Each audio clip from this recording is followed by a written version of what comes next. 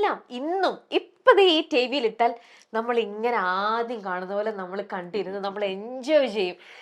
അത് അവരൊരുമിച്ചിട്ടുള്ള എത്ര എത്ര എത്ര സിനിമകൾ എടുത്താലും ആ ഒരു കോമ്പിനേഷൻ ഉണ്ടല്ലോ, അത് ഇന്നിപ്പം ഇങ്ങനത്തെ ഒരു പവർ നമുക്ക് ഫീൽ ചെയ്യുന്നില്ല. ചേട്ടൻ തോന്നുന്നില്ലേ? തീർച്ചയായിട്ടും. അത് അതെന്താ അറിയാം, ഞാൻ അച്ഛൻ്റെ ഒരു ഇൻ്റർവ്യൂവിൽ ഞാൻ പുള്ളി പറയുന്നത് എന്തോ ലാലിൻ്റെ കൂടെ അഭിനയിക്കുമ്പോൾ എനിക്ക് എന്തോ ഞാൻ എന്നെ തന്നെ മറന്നു പോകുമെന്ന് പറഞ്ഞു അച്ഛൻ പറയാറുണ്ട്. ലാൽ അത്രമാത്രം സപ്പോർട്ടീവാണ് കഥാപാത്രം ചെയ്യുമ്പോൾ എന്നൊക്കെ പറഞ്ഞാൽ അച്ഛൻ്റെ ഒരു ഇൻ്റർവ്യൂ ഞാൻ ഇടയ്ക്കിടയ്ക്ക് ഞാൻ കാണാറുണ്ട്. അപ്പോൾ അതിനകത്തൊക്കെ എന്തോ പുള്ളിക്ക് ഞാൻ പറയാം, പുള്ളി അച്ഛനെ സംബന്ധിച്ച് അച്ഛൻ്റെ കൂടെ അഭിനയിക്കുമ്പോൾ അച്ഛൻ്റെ ഓപ്പോസിറ്റ് നിൽക്കുന്ന ആൾ അച്ഛൻ്റെ അഭിനയത്തോടൊപ്പം കിടപിടിച്ച് നിൽക്കുന്ന ഒരാളാണെങ്കിൽ പുള്ളിക്കാരൻ ഭയങ്കര സന്തോഷമാണ്. അത് പുള്ളി ഇതുപോലെ തന്നെ പറഞ്ഞിട്ടുള്ള ആളാണ് മഞ്ജു വാര്യർ. മഞ്ജു വാര്യരുടെ കൂടെ അഭിനയിക്കാൻ പുള്ളിക്ക് സത്യം പറഞ്ഞാൽ മഞ്ജു വാര്യരുമായിട്ടുള്ളൊരു മത്സരം തന്നെയായിരുന്നു, അഭിനയത്തിൻ്റെ കാര്യത്തിലൊരു മത്സരമായിരുന്നു അച്ഛൻ ചെയ്തുകൊണ്ടിരുന്നത്. അച്ഛൻ ഭയങ്കര കോൺഷ്യസ് ആയിരുന്നു. അതായത് അവൾ എന്തൊക്കെയാണ് ചെയ്യുന്നത്, മഞ്ജു എന്തൊക്കെയാണ്. കാരണം എനിക്ക് തോന്നുന്നു ആ പടത്തിൽ മഞ്ജു അച്ഛനില്ലാത്ത സീനിലും ഷൂട്ടിംഗ് സമയത്ത് അച്ഛൻ അവിടെ പോയിരിക്കുമായിരുന്നു തോന്നുന്നു. അങ്ങനെ അത്രമാത്രം ശ്രദ്ധിക്കുന്നുണ്ടായിരുന്നു പുള്ളിക്കാരൻ. കാരണം അങ്ങനെ ചെയ്യുമ്പോഴേ നമുക്കും തരും. ഇപ്പം നമ്മുടെ കൂടെ നമ്മുടെ ആരായാലും, ഇപ്പം അച്ഛനെന്നല്ല ആരായാലും, ഇപ്പം ഞാനായാലും ഒരു സീനിയർ ആയിട്ടുള്ള ഒരു ആർട്ടിസ്റ്റിൻ്റെ കൂടെ, ഒരു നല്ല കഴിവുള്ള ഒരു ആർട്ടിസ്റ്റിൻ്റെ കൂടെ അഭിനയിക്കുമ്പോൾ ഓട്ടോമാറ്റിക്കലി നമുക്കും അതിൻ്റെ ഒരു പോസിറ്റീവ് എനർജി നമുക്ക് കിട്ടും. തീർച്ചയായിട്ടും. അപ്പോൾ അത് ഭയങ്കര ഒരു ഭാഗ്യമാണ്. അത്തരം ആളുകളുടെ കൂടെ അഭിനയിക്കാൻ അവസരം കിട്ടുക എന്നുള്ളതും. ഇപ്പോൾ ലാലേട്ടൻ്റെ കൂടെ അഭിനയിക്കുമ്പോൾ നമ്മൾ സ്വാഭാവികമായിട്ടും നമ്മളും ഇമ്പ്രൂവ് ആകും. നമ്മളുടെ അഭിനയത്തിലും ആ ഒരു പ്രഭാവം നമുക്കും കൂടി കിട്ടും. അപ്പോൾ അത് നമ്മളെ ഒരാൾ ഓപ്പോസിറ്റ് റിയാക്ട് ചെയ്യുമ്പോൾ തിരിച്ച് ഓപ്പോസിറ്റ് നമ്മൾ അറിയാതെ റിയാക്ട് ചെയ്തു. അതാണ് ഗീവ് ആൻഡ് ടേക്ക് പോളിസി എന്ന് പറയുന്നതിന്റെ കാര്യം. സത്യം, അതങ്ങനെയാണ്. അവരുടെ ആ ഒരു മാജിക്കൽ പവറിൽ നമ്മളും നമ്മളിൽ ഏറ്റവും ദ ബെസ്റ്റ് കൊടുക്കാൻ തന്നെ നോക്കും. അപ്പൊ നമ്മൾ അറിയാതെ തന്നെ നമ്മൾ ഏറ്റവും നല്ല രീതിയിൽ നമുക്ക് അവിടെ പെർഫോം ചെയ്യാൻ പറ്റുകയാണ് അല്ലേ? തിലകൻ സാറിലേക്ക് ഞാൻ എത്താം. എനിക്ക് അദ്ദേഹത്തെ കുറിച്ച് ഒരുപാട് കാര്യങ്ങൾ തന്നെ സംസാരിക്കാനുണ്ട്, ചോദിക്കാനുണ്ട്. അതിനിടയിൽ പെട്ടെന്ന് ഓർമ്മ വന്നപ്പോ ഒരു കാര്യം ചോദിച്ചോട്ടെ. ചേട്ടനും ഷമിച്ചേട്ടനും തമ്മിൽ എത്ര വയസ്സിന്റെ വ്യത്യാസമാണ്? ഞങ്ങൾ തമ്മിലൊരു 4 വയസ്സിന്റെ 4 വയസ്സിന്റെ ആണ്. ചേട്ടൻ അപ്പൊ ശരിക്കും ഷമിച്ചേട്ടനെ കാണുമ്പം അച്ഛന്റെ സ്ഥാനത്താണ് കാണുന്നതെന്നോ, ആ ഒരു പേടിയോ, അതൊരു കൂടുതലും നിങ്ങൾ തമ്മിൽ ഫ്രണ്ട്ലി ആണോ? ഫ്രണ്ട്ലി ഒക്കെ തന്നെയാണ്. പക്ഷേ ഈ പറഞ്ഞ പോലെ നേരത്തെ പറഞ്ഞ പോലെ അച്ഛനോടുള്ള ഒരു ബഹുമാനം ചേട്ടനോടും ഉണ്ട്. ആ ഒരു ഫീലാണ്. കാരണം അതൊരു പക്ഷേ എനിക്ക് തോന്നുന്നത് അദ്ദേഹത്തിലുള്ള ഷമ്മിച്ചേട്ടനിലുള്ള ഒരു അഭിനയത്തിൻ്റെ ഒരു സിദ്ധിയുണ്ട്. അച്ഛൻ്റെ ഒരു സിദ്ധി പുള്ളിക്ക് കിട്ടിയിട്ടുണ്ട്. ആ പുള്ളിയിലുള്ള ആ ഒരു അഭിനയത്തിൻ്റെ സിദ്ധിയോടുള്ളൊരു ബഹുമാനം കൂടിയാണ് പുള്ളിക്ക്. ഞാൻ പറയാം, ഇപ്പോഴത്തെ മലയാള സിനിമയിലുള്ള പുള്ളിയുടെ ഏജിലുള്ള ആളുകളെ എടുത്താൽ ഒരു ബെസ്റ്റ് എന്നുള്ള ലെവലിൽ നമുക്ക് പറയാൻ പറ്റുന്ന രീതിയിലുള്ളൊരു ആർട്ടിസ്റ്റാണ് അദ്ദേഹം. ഈവൻ ഡബ്ബിങ് ആയാലും മോഡുലേഷൻ്റെ കാര്യത്തിലായാലും ഒക്കെ ഇപ്പം ഞാൻ എൻ്റെ അച്ഛനെയാണ് റോൾ മോഡലായിട്ട് വെച്ചിരിക്കുന്നത്. ഞാൻ അച്ഛൻ്റെ അഭിനയം കണ്ടും അച്ഛൻ ഡബ് ചെയ്യുന്നത് കണ്ടും അച്ഛൻ്റെ മോഡുലേഷൻ കണ്ടും അത് ഫോളോ ചെയ്തു വരുന്ന ഒരാളാണ്. അപ്പോൾ ആ രീതിയിൽ വരുമ്പോൾ ഞാൻ എൻ്റെ കരിയർ ഞാൻ ഡെവലപ്പ് ചെയ്യുന്നതും ചേട്ടനെ കണ്ടുകൊണ്ടാണ്. ചേട്ടൻ്റെ കൂടെ ഞാൻ ഡബിങ്ങിന് പോകുമായിരുന്നു. ചേട്ടൻ്റെ കൂടെ ഞാൻ അഭിനയിക്കുന്ന കാര്യങ്ങൾ ചേട്ടൻ അഭിനയിക്കാൻ പോകുമ്പോൾ ഞാൻ ചേട്ടൻ്റെ കൂടെ പോകുമായിരുന്നു. അതുപോലെ തന്നെ അച്ഛൻ്റെ കൂടെയാണ് കൂടുതൽ പോയിട്ടുള്ളത്. ഷമിച്ചേട്ടൻ്റെ കൂടെ ഞാൻ പോയിട്ടുണ്ട്. ഈവൻ ഡബ്ബിങ്ങിൽ ഇപ്പോൾ പ്രേം നസീറിന് ഷമിച്ചേട്ടൻ ഡബ് ചെയ്തതൊക്കെ ആ സമയത്ത് ഞാൻ കൂടെ ഉണ്ടായിരുന്നു. ഞാൻ അവിടെ ഇത് കണ്ടുകൊണ്ടിരിക്കുന്നുണ്ടായിരുന്നു. അത് പൈലറ്റ് ട്രാക്ക് ഡബ് ചെയ്തപ്പോഴും ഞാൻ കണ്ടു, ഒറിജിനൽ ഡബ് ചെയ്തപ്പോഴും ഞാൻ കണ്ടു. ആ പടം പൈലറ്റ് ട്രാക്ക് ആദ്യം ഡബ് ചെയ്യുന്നത്. കാരണം പടത്തിൻ്റെ പൈലറ്റൊന്നും ഇല്ലായിരുന്നു. കോടതിയിൽ ഇരുന്നൊരു പടമായതുകൊണ്ട് പ്രേം നസീറിന് വേണ്ടി ശബ്ദം കൊടുക്കുന്നത് അതിൻ്റെ ആദ്യത്തെ ഒരു പൈലറ്റ് ട്രാക്കാണ് ആദ്യം ഡബ് ചെയ്തത്. എന്നിട്ട് അത് ചിത്രാഞ്ജലി കൊണ്ടുവന്നിട്ടാണ് അതിൻ്റെ ഒറിജിനൽ വേർഷൻ ചെയ്തത്. അപ്പോൾ അതിനൊക്കെ കൂടെ ഞാൻ പോകുമായിരുന്നു, കാണാൻ വേണ്ടി പോകുമായിരുന്നു. അപ്പോൾ അങ്ങനെ അദ്ദേഹത്തിൻ്റെ കഴിവുകൾ എനിക്ക് മനസ്സിലായതുകൊണ്ടാണ് എനിക്ക് ആ ഒരു രീതിയിലുള്ള ബഹുമാനം. പക്ഷെ എന്ന് വെച്ചാൽ ഞങ്ങൾ തമ്മിൽ ഫ്രണ്ട്ലി അല്ല എന്നൊന്നുമല്ല. പക്ഷെ എങ്കിലും സംസാരിക്കും, ഫ്രണ്ട്ലി ആയിട്ട് തന്നെ സംസാരിക്കും, കുഴപ്പമൊന്നുമില്ല. പക്ഷെ ഈ ഒരു അച്ഛനോടുള്ള ബഹുമാനം ഉണ്ട്. അത് വർക്കിലും നിങ്ങളൊക്കെ ഒരേ മേഖലയിൽ തന്നെ നിൽക്കുന്നത് കൊണ്ടും കൂടെ എങ്ങനെയോ എപ്പോഴോ ആ അടുപ്പം ഉണ്ടെങ്കിലും കുറച്ചും കൂടി ഒരു ബഹുമാനം കൂടിയ ഒരു അടുപ്പത്തിലേക്കാണ് അത് പോണത് അല്ലേ? ഓക്കെ. ഇപ്പം അമ്മയുടെ ഇലക്ഷനൊക്കെ വളരെ കാര്യമായിട്ട് ഇനിയിപ്പോൾ അതേ നടന്നു, നമ്മളിപ്പോൾ കേട്ടോണ്ടിരിക്കുകയാണല്ലോ, ഫുൾ ചർച്ചകൾ വന്നുകൊണ്ടിരിക്കുകയാണ്. ഈ തിലകൻ സാറിനെ കുറിച്ച് പറയുമ്പോൾ തന്നെ നമുക്ക് എപ്പോഴും തോന്നിയിട്ടുള്ളൊരു കാര്യമാണ്, വളരെ അദ്ദേഹത്തിന്റെ ശബ്ദത്തിലുള്ള ഗാംഭീര്യവും അദ്ദേഹത്തിന്റെ അഭിനയത്തിലുള്ള ആ ഒരു ഇൻഡിവിജ്വാലിറ്റിയും ആ ആ ഒരു പ്രസൻസും, എന്താ പറയുക, ഒരു വല്ലാത്ത പവർ തന്നെയാണ് അദ്ദേഹത്തിന്. അത്രയും പവർഫുൾ ആയിട്ടുള്ള ഒരാള് ഇതുപോലത്തെ ഒരു അസോസിയേഷന്റെ അല്ലെങ്കിൽ ഇങ്ങനെ ഒരു സംഘടനയുടെയും കൂടെ തലപ്പത്ത് വന്നിരുന്നെങ്കിൽ, അദ്ദേഹം ഒരിക്കലും ഇങ്ങനെ ഒരു സംഘടനയുടെ ഭാഗമായിട്ട് അങ്ങനെ വന്നിട്ടില്ലല്ലോ. അപ്പം ഇടയ്ക്ക് കുറച്ച് ആൾക്കാർ പറഞ്ഞു കേട്ടിട്ടുണ്ട്, അദ്ദേഹത്തെ പോലത്തെ ആൾക്കാർ അതിന്റെ മുന്നിൽ നിന്നിരുന്നെങ്കിൽ എന്ന് ചേട്ടന് തോന്നിയിട്ടുണ്ടോ? അച്ഛനാണോ ഉദ്ദേശിച്ചത്? അല്ല, അങ്ങനെ ഞാൻ ഒരിക്കലും അച്ഛനെ എൻ്റെ തലപ്പത്ത് വരണമെന്നൊന്നും ഞാൻ ആഗ്രഹിച്ചിട്ടില്ല. ആ, അച്ഛൻ, ഞാൻ പറയാം, കുറേ കാര്യങ്ങൾ ആദ്യത്തെ തുടങ്ങിയ സമയത്തുള്ള കാര്യങ്ങളിലൊക്കെ അച്ഛൻ, എനിക്ക് തോന്നുന്നു സിനിമാ സമരം അന്നുണ്ടായിരുന്നു. ആ സമരത്തിലൊക്കെ എനിക്ക് തോന്നുന്നു ഈ ഒരു ഉത്തമ കമ്മ്യൂണിസ്റ്റുകാരനെ പോലെ മുണ്ടൊക്കെ മടക്കി കുത്തി ഇൻകിലാബൊക്കെ പിടിച്ച് അച്ഛൻ പോകുന്ന ഫോട്ടോയൊക്കെ ഞാൻ പേപ്പറിൽ കണ്ടിട്ടുണ്ട്. അപ്പോൾ അത് അന്ന് ഞാനും ഉണ്ടായിരുന്നു ഇവിടെ, ഞാൻ ട്രിവാൻഡ്രത്തുണ്ടായിരുന്നു.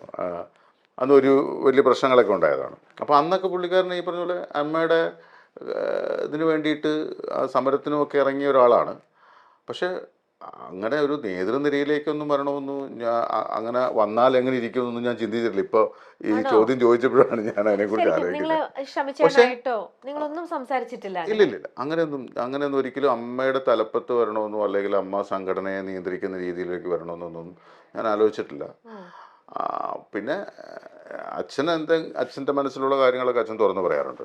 അപ്പോൾ അത് ആർക്കെങ്കിലും ഇഷ്ടപ്പെടുമോ ഇഷ്ടപ്പെടില്ലയോ എന്ന് വിചാരിച്ചിട്ടല്ല പുള്ളി പറയുന്നത്. പുള്ളിയുടെ മനസ്സിൽ ശരിയെന്ന് തോന്നിയ കാര്യങ്ങൾ പുള്ളിക്കാരൻ അങ്ങ് പറയും. പറയാറുണ്ട്. അപ്പം അങ്ങനെ പറഞ്ഞ കൂട്ടത്തിൽ ഈ പറഞ്ഞ പോലെ അമ്മ സംഘടനയുടെ ആ പുള്ളി ഉണ്ടായിരുന്ന സമയത്തുള്ള പ്രവർത്തനങ്ങളും കാര്യങ്ങളെക്കുറിച്ചൊക്കെ പുള്ളി ഉണ്ടായിട്ടുണ്ട്. പല പല കാര്യങ്ങളും ഉണ്ടായിട്ടുണ്ട്. അതിൻ്റെ പേരിൽ പുള്ളിയെ അമ്മയിൽ നിന്ന് പുറത്താക്കുന്നൊരു അവസ്ഥ വന്നിട്ടുണ്ട്. അത് പക്ഷേ അതുകൊണ്ട് മാത്രമല്ല, അത് വേറെയും പല അതിൻ്റെ ഔട്ട്സൈഡുള്ള ആളുകളൊക്കെ കുറേയധികം മിസ്ലീഡ് ചെയ്യുക, അങ്ങനെയുള്ള കാര്യങ്ങളൊക്കെ ഉണ്ടായിട്ടുണ്ട് എന്ന് എനിക്കറിയാം. പിന്നെ അതിൻ്റെ ഭാഗമായിട്ടും കൂടിയാണ്. കാരണം ഒരാളുടെ തൊഴിൽ നഷ്ടമാകുമ്പോഴാണല്ലോ സ്വാഭാവികമായിട്ടും ഒരു പെട്ടെന്നൊരു സുപ്രഭാതത്തിൽ ഇപ്പോൾ ഒരു സിനിമയിൽ ബുക്ക് ചെയ്തിട്ട് ആ സിനിമയിൽ നിന്ന് പെട്ടെന്നൊരു കാരണവുമില്ലാതെ മാറ്റുക എന്ന് പറയുമ്പോൾ സ്വാഭാവികമായിട്ടും ഉണ്ടാകുന്ന ഒരു വിഷമത്തിലും ദേഷ്യത്തിലും പുള്ളി എന്തെങ്കിലുമൊക്കെ പറഞ്ഞിട്ടുണ്ടാവും. അതിൻ്റെ ഭാഗമായിട്ട് പുള്ളിക്കാരനെ പല തലങ്ങളിൽ നിന്നും എന്താ പറയുക, നിസ്സഹകരണം പ്രഖ്യാപിക്കുക, അല്ലെങ്കിൽ പുള്ളിയെ മാറ്റി നിർത്തുക, അങ്ങനെയുള്ള പ്രശ്നങ്ങളുണ്ടായപ്പോൾ സ്വാഭാവികമായിട്ട് പുള്ളി വിചാരിച്ചു ഈ അമ്മയിലുള്ള ആൾക്കാരും അതിൻ്റെയൊക്കെ പുറകിലുണ്ട് എന്ന് പുള്ളി വിചാരിച്ചിട്ട് പുള്ളി തുറന്നടിച്ച് ഓരോ കാര്യങ്ങൾ പറഞ്ഞിട്ടുണ്ട്. അതിൻ്റെ ഭാഗമായിട്ടാണ് സംഘടനയിൽ നിന്ന് പുറത്തു പോയിരുന്നത്. പക്ഷെ അങ്ങനെ അച്ഛൻ ഇതിന്റെ തലപ്പത്തേക്ക് വരണമെന്ന് ഞാൻ ചിന്തിച്ചിട്ടുമില്ല, അങ്ങനെ വിചാരിച്ചിട്ടുമില്ല. പക്ഷെ ഇങ്ങനെ നമ്മുടെ നിലപാട് നമ്മൾ പലപ്പോഴും പറയുമ്പോൾ അത് പറയാൻ ധൈര്യം ഉണ്ടായിരുന്നു തിലകൻ സാറിനെന്ന്, അല്ലേ? അദ്ദേഹം അതുകൊണ്ട് ആരും പ്ലീസ് ചെയ്ത് നിന്നില്ല. അദ്ദേഹത്തിന് ശരിയെന്ന് തോന്നിയത് അദ്ദേഹം പലപ്പോഴും പറഞ്ഞിട്ടുണ്ട്. പക്ഷെ മക്കള് നിങ്ങൾ എന്നുള്ള രീതിയിൽ നിങ്ങളിപ്പോൾ പറഞ്ഞിട്ടുണ്ട്, അച്ഛൻ ഇങ്ങനെ എല്ലായിടത്തും ഇങ്ങനെ സംസാരിക്കുമ്പോൾ അത് നിങ്ങളെയും കൂടെ ഏതെങ്കിലും ഒരു രീതിയിൽ ബാധിക്കുന്നു, അല്ലെങ്കിൽ നമ്മൾ ശത്രുക്കളെ കൂടുതലായിട്ട് വരുത്തി വെക്കുകയാണ്, അപ്പം അധികം അങ്ങനെ സംസാരിക്കണ്ട എന്നുള്ളൊരു ഇത് എന്തെങ്കിലും നിങ്ങൾ മക്കളുടെ സ്ഥാനത്ത് നിങ്ങൾ പറയുമോ? അങ്ങനെ എന്തെങ്കിലും ഉണ്ടായിട്ടുണ്ടോ? ഇല്ല, അച്ഛനോട് ഒരിക്കലും നമുക്ക് അങ്ങനെ പറയാൻ പറ്റില്ല. കാരണം അങ്ങനെ പറയുന്നതും ശരിയല്ല. കാര്യം എന്ന് വെച്ചാൽ എൻ്റെ ഒരു രീതി എന്ന് പറഞ്ഞാൽ, എൻ്റെ ഒരു വിശ്വാസം, ഇപ്പോൾ അച്ഛൻ അങ്ങനെ പറഞ്ഞതുകൊണ്ട് എൻ്റെ അവസരങ്ങൾ നഷ്ടപ്പെട്ടിട്ടുണ്ടാകാം, ഇല്ലായിരിക്കാം. പക്ഷെ അത് ഞാൻ കണക്കാക്കുന്നില്ല. കാരണം ഞാൻ ചിന്തിക്കുന്നത്, ഞാൻ വിശ്വസിക്കുന്നത്, എനിക്കുള്ളതാണെങ്കിൽ എനിക്ക് വരും, അല്ലേ?